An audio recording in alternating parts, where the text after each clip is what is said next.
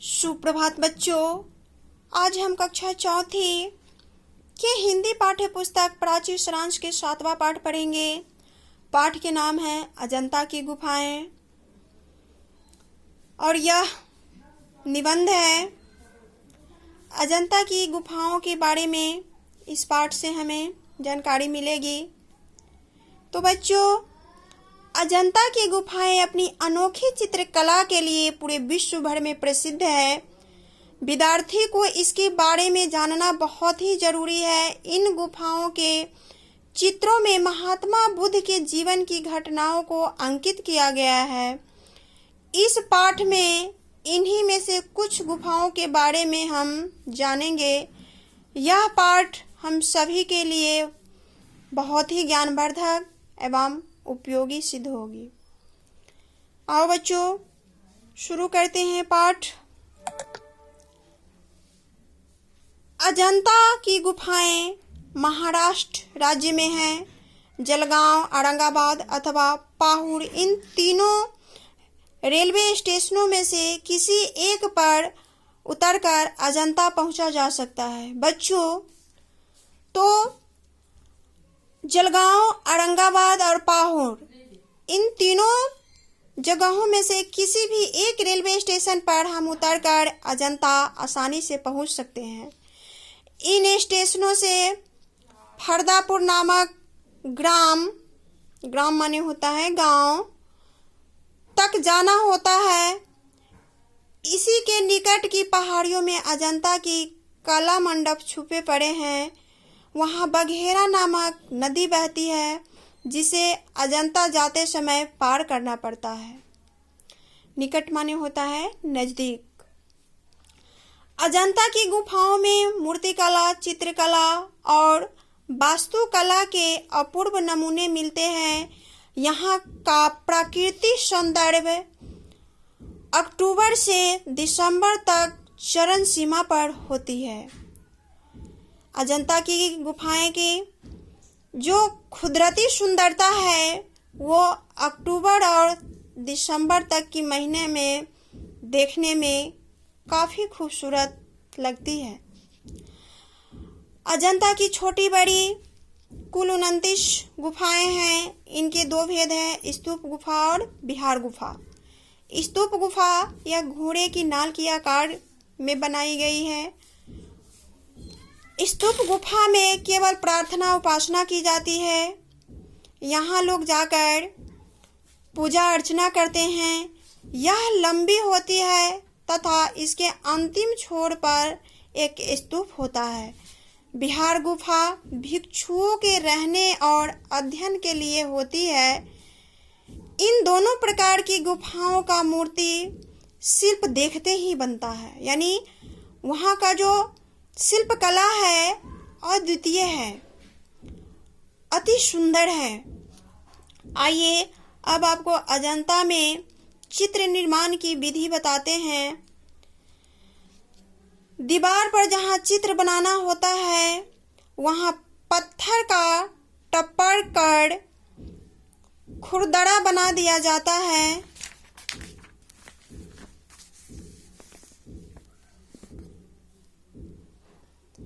इस पर गोबर, पत्थर का चूना और धान की भूसी मिले गाढ़े का लेवा चढ़ाया जाता है। इस लेबे को चूने के पतले प्लास्टर से ढका जाता था। इस पर जमीन बांधकर लाल रंग के रेखाओं से चित्र टीपे जाते थे। टीपे जाना मतलब बनाया जाता था।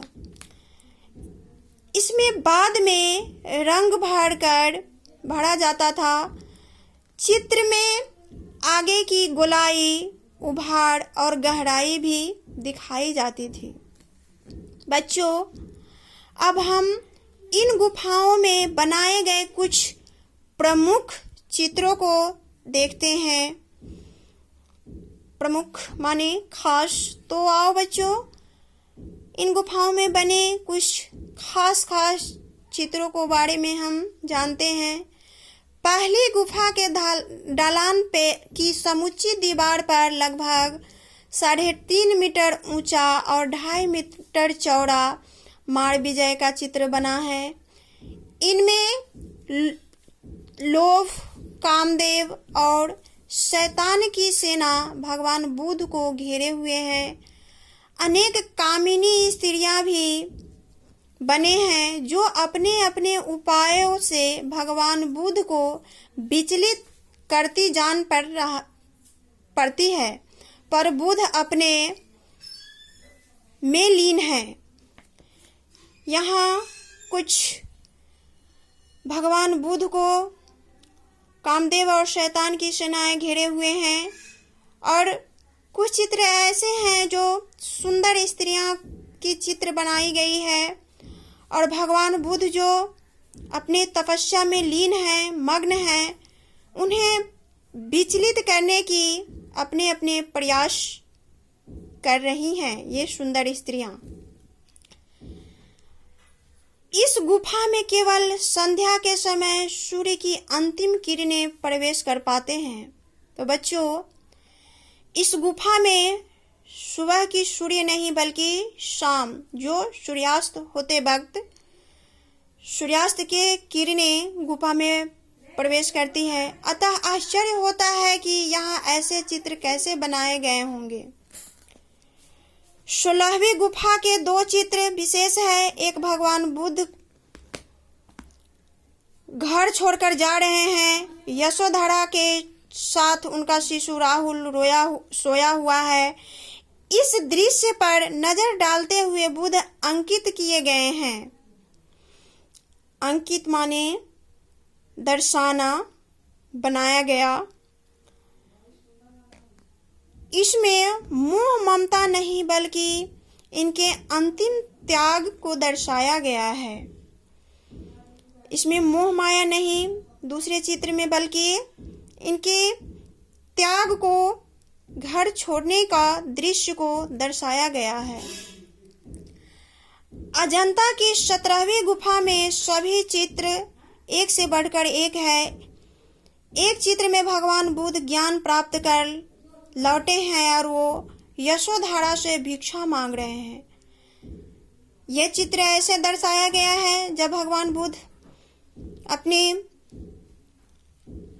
विद्या प्राप्त कर लौटते हैं तो वह यशोधरा से यानी अपनी पत्नी से भिक्षा मांगते हुए दर्शाया गया है। यहाँ जातक कथाएं भी चित्रित की गई है। जातक कथाएं मतलब महात्मा बुद्ध के छोटे छोटे कथा वस्तु। बौद्धिस्त एक जन्म में 6 दांत वाले सफेद हाथी थे। उनकी 2 हथनियां थी। एक ने आत्महत्या कर ली थी। एक राजकुमारी का भी चित्र है। इसके फुसलाने पर हाथी के सभी दांत काट दिए गए हैं। सारी चित्रावली सजीव लगती है।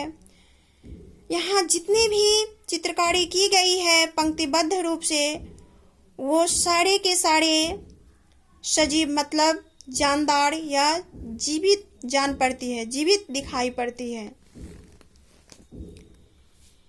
एक अन्य चित्र में युद्ध का दृश्य बड़ी ही सजीवता से दिखाया गया है। अर्थात एक और चित्र में युद्ध के दृश्य को बड़ा ही सजीवता, जानदार, जीवित तरीके से दिखाया गया है। इन गुफाओं के चित्रों को देखकर जहां एक ओर हमारा मन आनंद से भर उठता है, वहीं दूसरी ओर उन महान चित्रकारों की साधना के सामने हमारा सर आदर से झुक जाता है।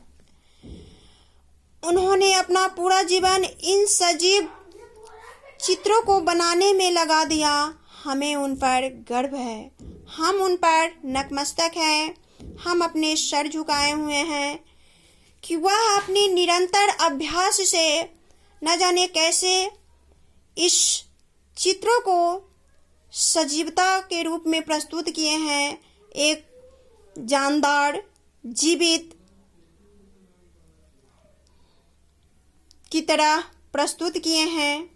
तो बच्चों, मैं आशा करती हूँ यह पाठ आप लोगों को समझ में आया होगा। धन्यवाद।